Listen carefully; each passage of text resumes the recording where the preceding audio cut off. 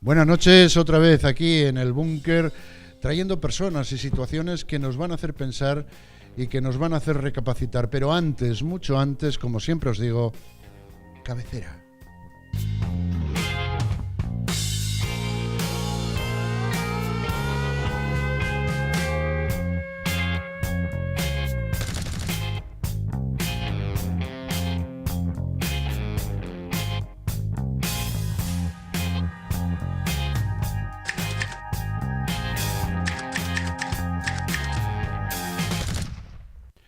Bueno, pues esta noche nos encontramos aquí dentro del búnker, nos visita José Luis Novoa, que es coordinador del grupo de Ciudadanos Oviedo. Buenas noches. Buenas noches, encantado. ¿Cómo andamos? ¿Podemos tutearnos? Por supuesto.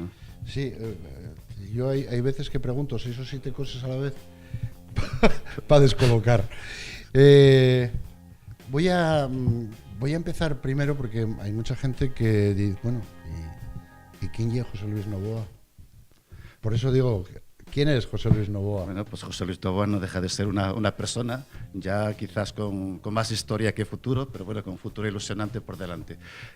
José Luis Novoa nació en Orense, vino para Oviedo cuando tenía 1 año y medio aproximadamente, porque mis padres decidieron venir a instalarse aquí en Oviedo. Y aquí he hecho toda mi vida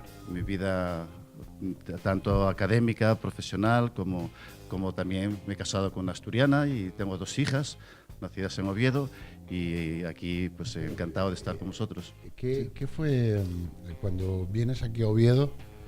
¿Cómo fue lo que viviste? Hombre, yo vine ¿Dónde viviste? Sí, yo vine pequeño, pero sí que recuerdo que todos los veranos nos marchábamos a Orense, porque allí estaba toda mi familia. ¿En y dónde? mis abuelos, en mismo Orense capital. Orense capital. Sí, y yo la primera imagen que tengo de Oviedo es saliendo de la estación del norte y viendo un Oviedo gris. Ajá. Aquellas vías que iban de la estación al depósito de Vallovín, porque mis padres se habían instalado en la Argañosa. Entonces esa imagen gris, esa imagen de Oviedo se ha quedado impregnada en mi vista, en mi retina, efectivamente. ¿Cómo haces tus estudios? Porque... Pues yo, en principio, empecé justamente allí en la Hería, en una escuela que había allí, una escuela unitaria con 2 maestros. Ahí. Todavía me acuerdo de aquel maestro, don Marcelo Rojo. ¿En qué año? Uf. Eso ya es un poco complicado, pero bueno, sí que generó en mí una impronta importante, porque para mí, después de haberme dedicado a la enseñanza, pues me la marcó aquel maestro. Sí. Un maestro de hecho, sí. Tú eres, sí. Dice aquí, bueno, ex pone, yo no sé si es cierto, pero ex director en el Colegio Público Veneranda Manzano. Ahí he terminado mi vida profesional, hace muy pocos meses. O sea, sí. ¿Estás jubilado? Me acabo de jubilar, sí. Madre señor. Sí. Pero bueno, eso no quiere decir que evidentemente todo el mundo una vez que se jubile uno ya evidentemente también hay otra perspectiva, es decir, se ve también la educación con una perspectiva diferente, y sobre todo por el camino recorrido a lo largo de estos años de vida profesional. ¿Sí? ¿Y todos los estudios los hiciste en Oviedo? Pues mira, te cuento. O sea, a partir de la escuela de la Hería con don Marcelo, ajá, llegó un momento que don Marcelo le dijo a mis padres: este niño aquí ya tiene que buscar otros rumbos, ¿no? Otro camino, porque ya sabe más que el maestro. Bueno, no que supiese más que el maestro, pero sí que evidentemente él veía que, bueno, tenía cantera conmigo. Y entré en el momento que iniciaba la Fundación Masabeu. Ajá. En la Fundación Masabeu, allí estuve 1 año y allí pues sentí la vocación de ir con los salesianos. Y allí estuve con los salesianos pues hasta segundo de filosofía en Medina del Campo. Allí con ellos evidentemente aprendí muchas de las cosas que en mi futuro profesional pues me ayudaron, y sobre todo pues una vocación, diríamos, por la enseñanza, por la instrucción, por el... ¿Hiciste filosofía? Yo en mi carrera, primero, después, una vez que terminé, que decidí que la vida para mí tenía otras perspectivas, pues entonces me salí, evidentemente, de la congregación, y entonces me dediqué a lo que me gustaba, que realmente era el magisterio. Entonces hice magisterio aquí en la Escuela Normal, la primera promoción universitaria, porque efectivamente Sí. nuestra primera promoción era la promoción de la ley del 70, es decir, por tanto ya éramos para profesores de GB. Y luego pues compaginé los estudios, compaginé los estudios con la licenciatura, entonces se llamaba Filosofía y Ciencias de la Educación, Sí. en Pedagogía, y eso es mi título. Ahí tan largo, ahora ya solamente es... Sí, dime, perdón.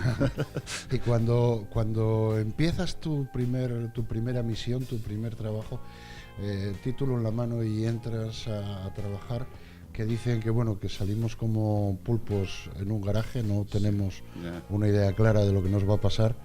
¿Cómo empezaste ese recorrido? Pues mira, yo empecé de una manera curiosa. Es decir, yo terminé magisterio y un amigo mío me habló de un proyecto que estaba entonces, que era los colegios familiares rurales. Ajá.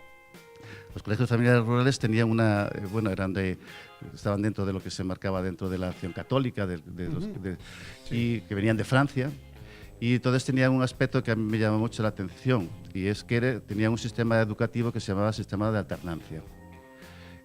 Eran colegios que estaban situados en las zonas rurales y que su finalidad era pues, que a los chavales de 16 a 18 años, que entonces porque eran colegios de formación profesional, pues al mismo tiempo que estaban asentados en su pueblo, en su entorno rural, se pudiese trabajar con ellos en la mejora, diríamos, de lo que es la cuestión agrícola, la cuestión ganadera. Entonces hacía ese sistema de alternancia que consistía en estar una semana internos en el centro, donde el profesorado que estaba allí, pues trabajábamos, diríamos, por una cuestión que hoy está muy en boga, que es el tema de trabajo por proyectos, en el cual se trabajaba de una manera globalizada y al mismo tiempo pues los especialistas, los peritos agrícolas que estaban en el centro, pues los formaban en aquellas prácticas, diríamos, que de alguna manera podían mejorar lo que era su explotación ganadera en sus pueblos. Entonces, esa semana que estaban en el centro, pasaban la semana siguiente a sus respectivas casas, a sus respectivos lugares de residencia, y nosotros pues lo que íbamos era por esos pueblos, pues viendo qué dificultades tenían, qué cuestiones se podían mejorar en la explotación que tenían. En fin, lo que se trataba era un poco de mejorar, diríamos, lo que era el mundo rural. Y ahí me bregué, diríamos, en lo que era ese trabajo, diríamos, pues con jóvenes, es decir, en su propio contexto, es decir, sus propias iniciativas, y eso me valió mucho después en el futuro.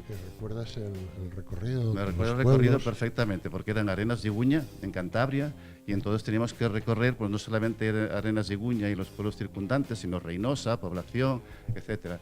Y entonces íbamos con un coche que lo llamamos la Cirila, que era un coche, no sé si te acuerdas de él, sí, que eran 2 caballos, sí, casi con un techo de tela plástica, de lona, que sí, a veces se perforaba y había que poner un pequeño parche para que no entrase el agua. Sí, fue una aventura inicial muy importante. Sí, yo también soy de los años 50. Bueno, está bien. Bueno, estoy al principio del 59, pero ya, bueno, estoy dentro de los más. Sí. Sí. Una vez que te destinan aquí a Asturias, empiezas a entrar dentro de la enseñanza. ¿Qué recuerdos tienes de pues esos chavales que...? Sí, pues recuerdo mi primera, o sea, de una vez que ya dejé aquella y me vine para Oviedo, para las oposiciones, pasé por un colegio intermedio, que seguramente se conocerá los de nuestra época, que era el Colegio Hispania.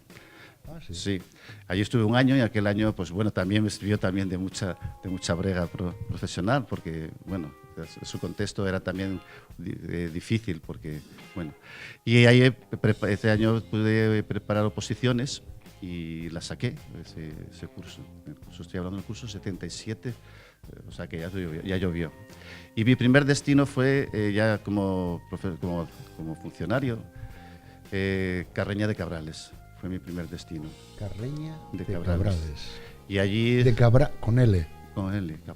Carreña de Cabrales, lo que la capital de Cabrales. Sí, porque se habla mucho de Arenas porque es más grande, pero la capital del concejo es Carreña. Sí. Vas a un sitio que es rural, pero inmensamente precioso. Precioso, sí. Bueno, el contexto paisajístico, bueno, lo conoces, es extraordinario. Es inmenso, ¿verdad? Sí. Y allí estuve, pues entonces era la GB, evidentemente, y estaba otra maestra y yo tenía a los niños mayores, de sexto, séptimo y octavo en aquel momento, y la compañera pues tenía los pequeñines, vamos, de los de... Sí. Y allí pues también fue un momento también importante, es decir, de vivir con la gente del pueblo, de trabajar con aquellos chavales. Allí preparamos pues obras de teatro, en fin, hicimos lo que en principio a mí me gustaba.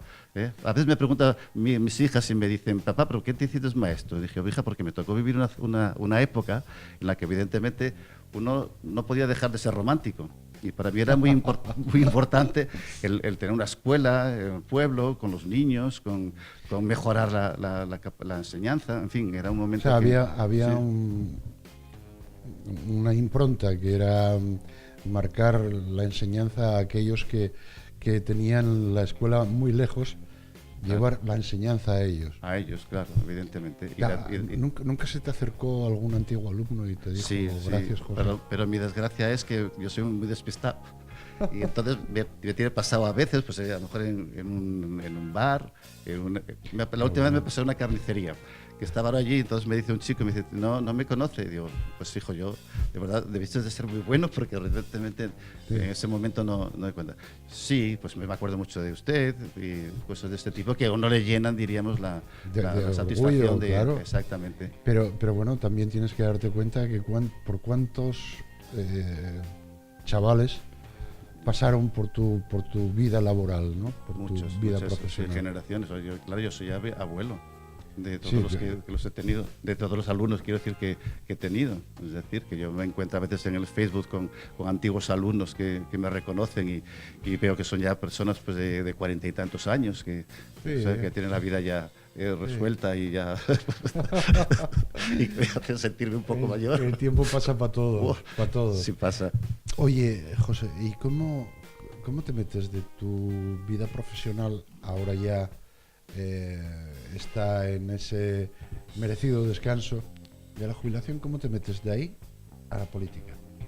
Pues mira, yo evidentemente, que te comentaba al principio, nuestra generación, que fue una generación que nos tocó vivir la transición, es decir, ese momento de pasar... Romanticismo. Exactamente, pasar de una, diríamos, una dictadura a pasar, diríamos, a buscar unos cauces de libertad y de mejora, diríamos, por supuesto. La enseñanza era lo fundamental. Lógico. Es decir, a través de la educación, pues mejorar la sociedad, pues eso, en libertad, en igualdad. Y pues yo siempre estuve implicado, diríamos, en esta opción. Es decir, aunque no me he significado políticamente, pero sí que, bueno, he estado pues en movimientos de renovación pedagógica, en movimientos que de alguna manera buscaban la mejora de la enseñanza. En este momento que tú me comentas, pues evidentemente después de pasar travesías del desierto, de ver que la situación política pues no me convencía, porque se movía entre dos bandas, sí, y que evidentemente había un espacio ahí que a mí siempre me gustó. Y eso me dio la oportunidad pues hace 4 años, cuando yo descubrí pues a través de Internet, a través de la prensa y a través de información, pues que este campo me lo estaba dando Ciudadanos. Y ahí fue mi decisión. Y de esa manera entré en Ciudadanos con esa perspectiva pues de luchar por una sociedad pues eso, más justa, más igualitaria, más libre, y eso es lo que yo considero que me da en este momento esta opción política. Sí, no tengo mal los apuntes, eres coordinador del grupo de Ciudadanos Oviedo. Coordino el grupo de educación. De educación en Ciudadanos Oviedo, y estamos, bueno, pues ahí trabajando. Vamos, desde tu posición, ¿qué podrías mejorar? Bueno, nos movemos a 2 niveles. Si nos movemos a nivel local o nos movemos a nivel, diríamos, autonómico o general. A nivel local, pues el ayuntamiento tiene muy pocas competencias a nivel educativo, pero generalmente están todas dentro de lo que es el marco autonómico. No obstante, sí que tiene cosas que nos parece como ciudadanos importantes, es decir, no ya como ciudadanos sino como ciudadanos de a pie. Como personas. Exactamente. Es decir, que hay cosas ahí que el ayuntamiento tiene que velar por ellas. En principio, bueno, hay cuestiones de tipo técnico, como es el funcionamiento y mantenimiento de los centros escolares, los centros de primaria, pero también tiene unas cuestiones que el ayuntamiento tiene que ser una ciudad educadora, que tiene que ser un ayuntamiento educador. y por tanto tiene que velar porque sus ciudadanos también no solamente paguen impuestos y solamente se quejen de que las calles pueden estar poco asfaltadas o menos asfaltadas, sino que también tiene que velar porque allá se generen valores ciudadanos, como la tolerancia, el respeto a los demás, etcétera, que hay cosas ahí que se deben de trabajar y velar por ellas. La educación en suma. Exactamente. Y luego que como ciudadanos pues también hay otros aspectos que se deben de velar por ellos, como es el conciliar la vida laboral y familiar, es decir, que se permita que tener alternativas para esa conciliación a través de los centros educativos, porque los centros educativos de primaria son del ayuntamiento. Claro, tú cuando me estás hablando de cómo lo harías es porque ya estás harto de verlo y de hacerlo, ¿no? La idea sería esa idea que tienes, plasmarla en la realidad. Exactamente, en eso estamos, y en eso estamos en el grupo que yo coordino, que tengo la suerte de poder coordinarlo. Pues evidentemente están gente de muchas, no solamente docentes, sino que están ciudadanos, están padres de familia, están gente interesada en la educación, y lo que se trata es de ver aquellos aspectos que a nosotros nos parecerían interesantes de mejorar. Es decir, porque bueno, las cosas que van bien, y procuremos que sigan mejorando, y hay cosas que se pueden mejorar y en las cuales nosotros queremos hacer hincapié, y de ahí hemos estado trabajando sobre aspectos de, pues bueno, cuando se inició el tema de los comedores escolares, el tema de la utilización de los espacios para la conciliación en las épocas vacacionales. Hemos luchado también, y nos parecía muy importante, en el tema pues, de los jóvenes, el de los centros de estudio. Es decir, pues claro, no solamente se trata de poner centros de estudio, sino de darles también, diríamos, vida y también la infraestructura necesaria para que eso se pueda realizar. Y bueno, pues presentamos una moción que se presentó en el ayuntamiento, pues en donde a través también de los jóvenes que forman jóvenes de ciudadanos, pues se hizo un estudio de campo de cada uno de los centros de estudio y se vieron aquellas deficiencias y aquellas mejoras posibles. Y nos parece que bueno, que ya los centros de estudio tienen que tener una conectividad muy buena, que los chavales hoy trabajan ya con ordenadores, con iPad, y efectivamente hay que darles posibilidad de que puedan conectar sus aparatos allí para la búsqueda de la información. Y luego nos pareció una cosa interesante, que es el tema, si se está trabajando ya en la universidad con el programa de Bolonia, lógicamente se trabaja mucho en proyectos, y los proyectos los forman grupos de personas. Entonces nos parecía una idea importante que dentro de los centros de estudio hubiera por lo menos alguna sala donde los chavales se pudiesen reunir para trabajar sus propios proyectos. Es decir, que no estuviesen dependiendo de ir por cafeterías o ir de casas unos a otros. Vamos. Eso es también una cuestión que a nosotros nos parecía interesante y así se presentó. Es que es, digamos, a medida que vamos avanzando tecnológicamente, tenemos que avanzar también dentro de la educación y dentro de los centros de educación. Ahí tú mismo lo dices, exactamente. Sí. Yo te iba a preguntar, entonces la preferencia tuya va a ser solo y exclusivamente dentro de la educación, ¿o tienes alguna otra? Bueno, algún otro campo yo siempre he considerado que la educación es transversal, es decir, primordial, que no es un compartimento estanco, es decir, sino que la educación forma parte, diríamos, de una serie de conjuntos. Porque la educación tiene que ver, pues eso, el urbanismo, tiene que ver el bienestar social, tiene que ver la cultura. Es la formación, claro, exactamente, de las personas. Ahí, sí, vale, como decíamos, sí. Yo digo, estos que ya somos antiguos, por no decir viejos, al arbolín desde pequeñín. Exactamente, ahí está. Claro. Yo el viento del Cares, el olor de los urriellos, porque el queso de Cabrales. El queso de Cabrales. Todo eso deja en ti una añoranza. ¿Te gustaría volver a vivir allí o eres más urbanitas ahora? Bueno, yo ahora soy urbanista. Porque soy urbanita, porque evidentemente vivo con una familia que es urbanita. Y entonces pues no me queda más remedio que aguantarme, en el sentido estricto de la palabra. Pero sí que no solamente he estado en Cabrales, yo he hecho un recorrido por Asturias. He pasado de Cabrales, pasé a Tineo. Tineo fue mi primer destino definitivo, en una escuelina de Tineo, de una braña de Tineo. ¿En qué tercio? En Gera, no sé si conoces Gera. Sí, llevo todo. Sí, pues encima de Gera, a 2 o 3 kilómetros, hay un pueblín que se llama Tejero. Y en aquel pueblín pues me tocó mi primer destino definitivo, por concurso de traslados, y tenía 4 alumnos. 4. 4 alumnos. Un buen día llegó por allí el inspector y me dijo, pero bueno, ¿qué hace un chico como tú? No sé qué cómo es. Digo, pues aquí, eso es una canción.